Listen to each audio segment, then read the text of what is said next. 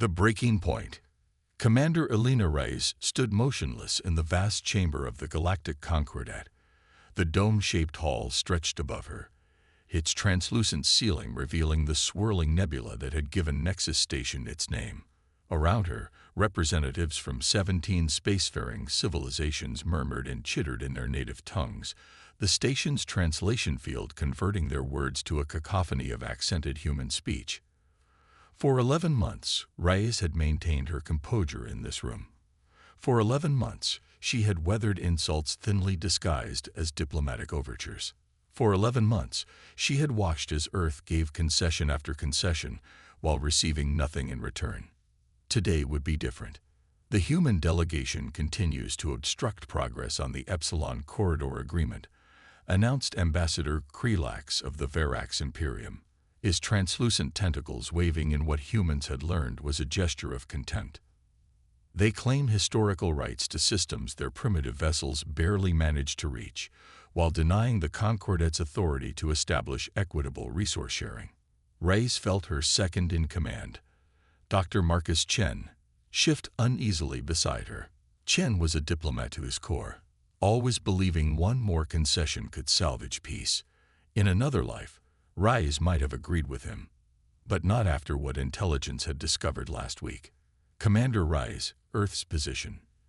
The mediator, a towering crystalline entity named Zol, rotated its upper facets toward her, the closest approximation to eye contact its species could manage.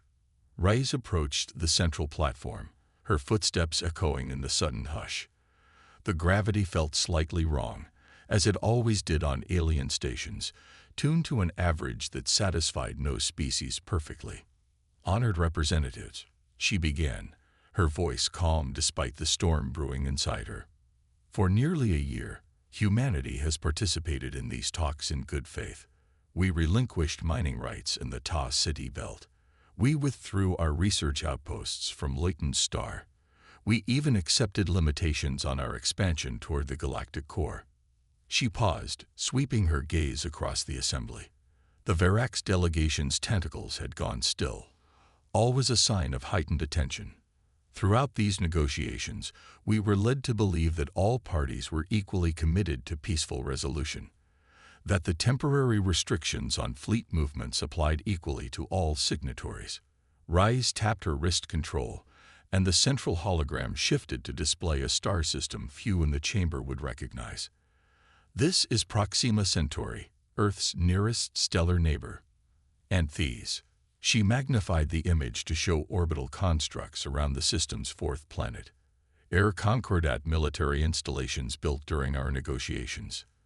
The chamber erupted. The Verax ambassador's skin flushed a deep crimson, while the typically stoic Kelmoran representatives chittered frantically among themselves. These images are fabricated, Krelax protested, rising from his gravity cushion. The humans seek to poison these proceedings with falsehoods. Zol's crystalline form pulsed with regulatory light patterns. Ambassador Krelax, please allow Commander Reyes to continue. There is no continuation, Reyes said, removing her diplomatic credentials and placing them on the platform with deliberate care. As of this moment, humanity withdraws from the Epsilon Corridor negotiations and all associated treaties. The uproar was immediate. Several species began vocalizing simultaneously, their translation fields clashing in a garble of indignation and alarm. You cannot simply withdraw, protested Ambassador Throx of the Kelmoran Collective, his exoskeleton clicking with agitation. The provisional territories would collapse into dispute zones. That is no longer humanity's concern, Reyes replied, her voice cutting through the chaos. For too long, you've mistaken our patience for weakness, our diplomacy for desperation. You believed we needed these agreements more than you did. She gestured to Chen, who was already packing their diplomatic terminals. Earth didn't join these talks because we needed your permission to exist. We joined because we genuinely believed cooperation benefited everyone. Now we know better. This is most irregular, Zol intoned, its crystalline body emitting concerned pulses of light. Perhaps a recess would allow tensions to.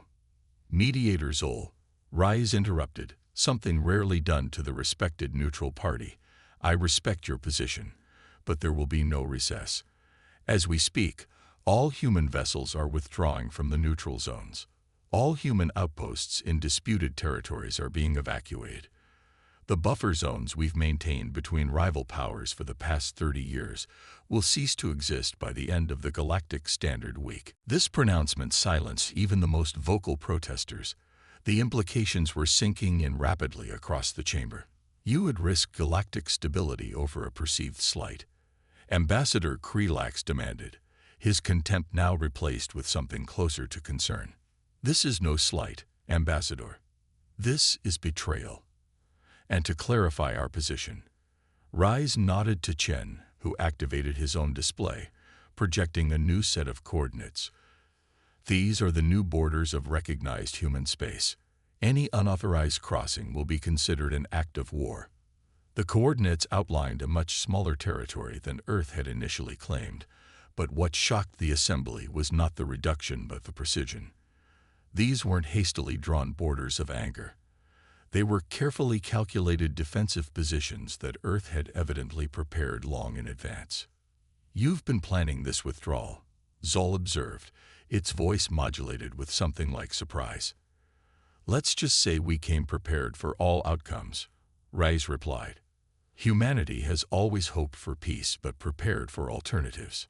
As Rise and her team walked toward the exit, Ambassador Throx called out, And what of the 17 trade routes your ships currently protect?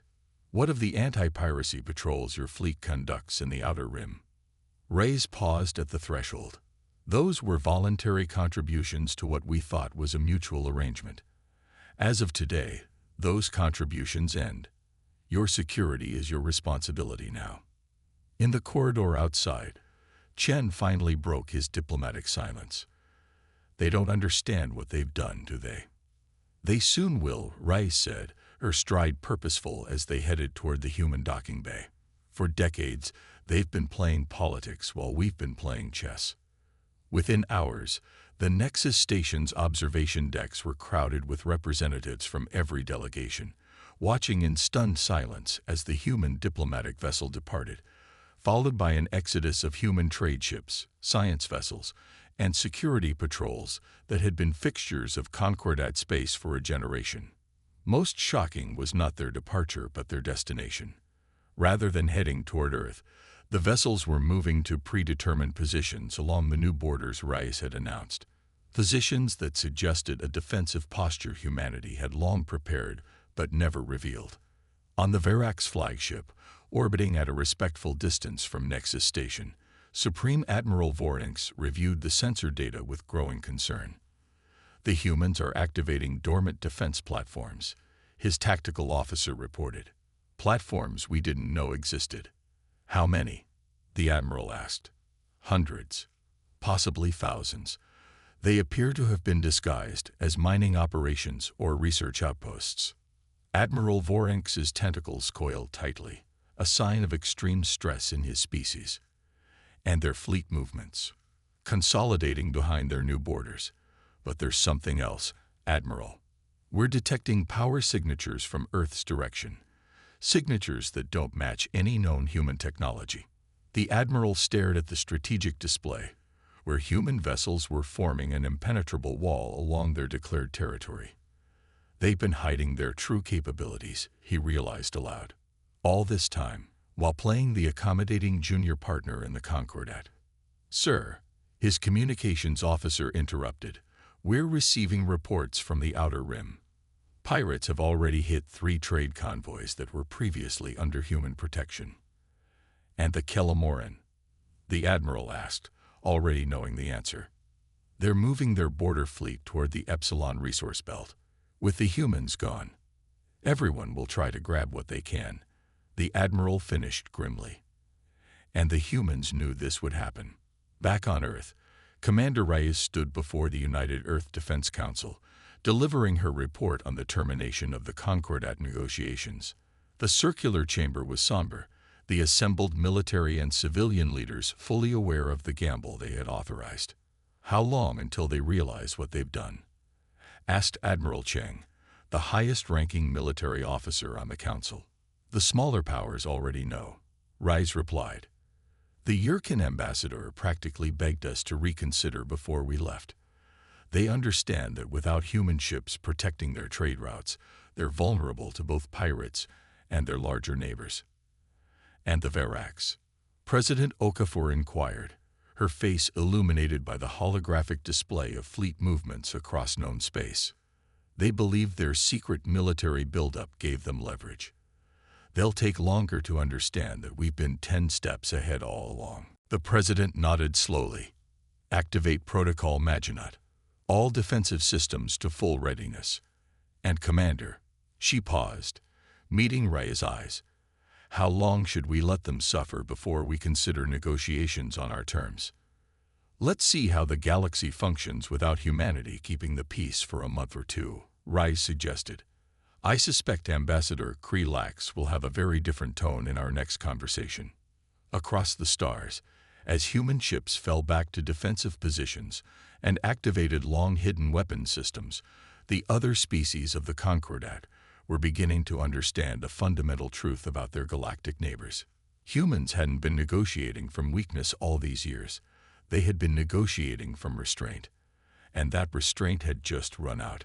In the observation lounge of his private vessel, Ambassador Krelax watched the human withdrawal with mounting horror. His aide approached cautiously, aware of his superior's volatile temper. Ambassador, the economic projection models are complete, the aide reported softly. Without human participation in the galactic markets, most trading hubs will experience at least 40% downturn within a standard month. Several specialized economies may collapse entirely. And military projections? Krelax asked, not turning from the viewport. Worse, sir. The humans were maintaining neutral zones between 17 different territorial disputes. All are expected to erupt into armed conflict within days. The ambassador's tentacles writhed in agitation. How did we not see this? How did we miss their importance to the stability we've taken for granted? Perhaps, his aide suggested carefully, because they never flaunted it. Unlike. The accusation hung unspoken but understood. Unlike the Verax, who never missed an opportunity to remind the galaxy of their power and importance. Contact Supreme Admiral Vornix, Krelax ordered. Tell him we may have made a grave miscalculation. But as Nexus Station's long-range sensors tracked the disciplined withdrawal of human forces, many began to suspect that correcting this miscalculation might not be as simple as offering new concessions. For the first time in living memory, humanity had shown its teeth, and the galaxy trembled. The silent thunder. 3 months after humanity's withdrawal from the Galactic Concordat, the consequences rippled through every corner of known space. What began as economic inconvenience had rapidly spiraled into systemic collapse. On Nexus Station, the once majestic hub of interstellar diplomacy now resembled a fortress under siege. The elegant transparent dome had been reinforced with military-grade shielding, transforming the formerly welcoming structure into a hardened bunker. Inside, the diplomatic chambers had been repurposed as emergency coordination centers as the Concordat races struggled to maintain even basic interstellar functions. Mediator Zol's crystalline form pulsed with stress patterns as it presided over yet another emergency session.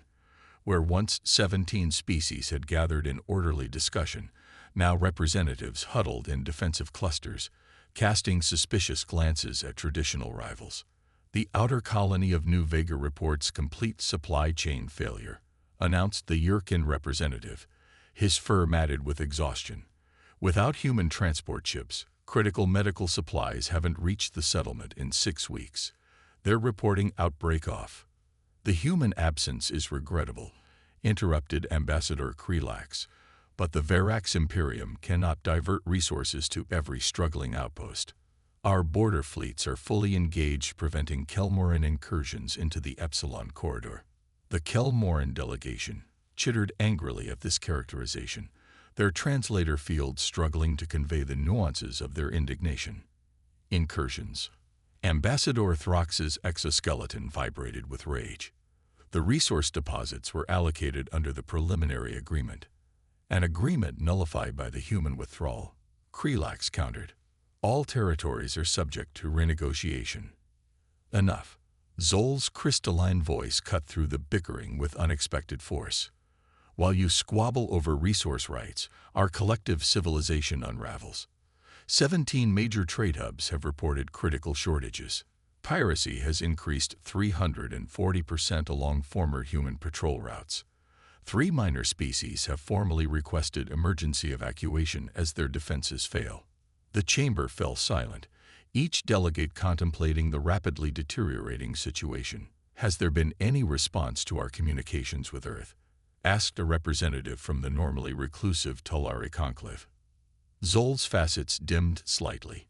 Humanity acknowledges receipt of all diplomatic messages. They have indicated willingness to discuss new arrangements when, and I quote, the Concordat is prepared to negotiate in good faith. Ambassador Krelax's tentacles writhed in frustration. They cannot hold the galaxy hostage to their demands. We should assemble a coalition fleet And what, Ambassador? Challenged Thrax. Attack a species that has clearly been concealing its military capabilities for decades. The same species that apparently predicted this exact scenario and prepared for it, while we remained oblivious. On the strategic command deck of the UES Vigilant, Commander Elena Reyes studied the holographic representation of former Concordat space with Dr. Chen at her side. Red indicators pulsed across the display, each representing a flashpoint of conflict or crisis. The Varax and Kelmoran have deployed battle fleets to the Epsilon Corridor, Chen observed. Intelligence suggests at least 3 skirmishes already, though both sides are attempting to conceal the extent of hostilities. Reyes nodded. And the humanitarian situation? Deteriorating rapidly, Chen replied, unable to hide his discomfort, particularly among the smaller powers that relied heavily on human medical technology and food supplements. Reyes zoomed the display to the region near Proxima Centauri, where the Concordat's secret military installations had been hastily abandoned following humanity's withdrawal. And our former neighbors. Completely withdrawn. The facilities are deserted. As expected, Reyes said, they overextended themselves preparing for a confrontation that never came. Admiral Vega entered the command deck, his weathered face bearing the serious expression of a man about to deliver unwelcome news. Commander, President Okafor has authorized Operation Thunderclap. The deployment window opens in 6 hours. Chen looked between them in alarm. Thunderclap. I thought that was just a contingency plan. All plans are contingencies until they're needed, Doctor, Reyes replied. She squared her shoulders, a hint of grimness in her expression. Begin final preparations. I want all units at launch readiness in 3 hours. As the Admiral departed to execute these orders, Chen moved closer to Reyes, lowering his voice despite the secure environment. Elena, is this necessary? The Concordat is already on the verge of collapse. If we simply re-established key trade routes and offered humanitarian aid. This isn't about punishment, Marcus, she interrupted. It's about establishing a new foundation. The old Concordat was built on a fundamental misunderstanding of humanity's place in the galactic order. That cannot happen again. Chen fell silent, recognizing the resolve in his commander's voice. Whatever Operation Thunderclap entailed, it had been set in motion.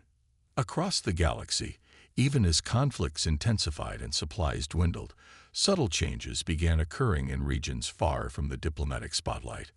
Automated beacons activated in deep space, broadcasting navigational warnings in all known languages. Dormant satellites around seemingly insignificant worlds suddenly powered up, their purpose unclear, but their presence unmistakable. On Nexus Station, Mediator Zol was the first to recognize the pattern. Its crystalline structure vibrated with alarm as it summoned an emergency council session. We have detected massive energy signatures throughout former human-patrolled space, Zol announced without preamble as the representatives gathered. The pattern suggests a coordinated activation of previously unknown facilities. The chamber's main display illuminated with a galaxy map, dotted with pulsing blue indicators, hundreds of them, forming an intricate network across space that had once been considered unremarkable. "What are we looking at?" Ambassador Throx demanded, his exoskeleton clicking nervously. "If these readings are accurate," Zol replied, "humanity has activated a vast network of jump gates, an FTL transportation system operating on principles entirely different from our current technology." The implications silenced the chamber. FTL travel had always been the bottleneck of galactic civilization, requiring enormous energy expenditure and limiting trade to only the most valuable commodities. A superior transportation network would revolutionize, and potentially monopolize, interstellar commerce. "Impossible," Krelax finally sputtered. "Such a network would have taken decades to construct. We would have detected." "Would we?" challenged Throx. "We failed to detect their defensive capabilities. We failed to recognize our dependence on their peacekeeping. Perhaps we have been blind in more ways than we realized." A junior aide rushed into the chamber, approaching Zol with urgent movements. After a brief consultation, the crystalline mediator rotated toward the assembly, light patterns suggesting extreme concern. "We are receiving a broadcast on all frequencies from Earth Command. It appears to be Commander Reyes." The main display shifted, and the familiar figure of Commander Reyes appeared, now dressed in the formal black and silver uniform of Earth's Defense Force rather than diplomatic attire. "Representatives of the Galactic Concordat," she began without preamble. 3 months ago, humanity withdrew from an arrangement that no longer served the interests of Earth or genuine galactic stability. Today, we present an alternative. The display split, showing Reyes alongside a real-time feed of massive structures throughout former Concordat space powering up. Structures that had been disguised as mining operations, research outposts, or simply uninteresting stellar phenomena. "What you are witnessing is the activation of the Humanities Reach Network, an independent FTL transportation system developed by Earth over the past 50 years. Unlike conventional jump technology, the HRN requires minimal energy expenditure and can transport vessels of any size with perfect safety."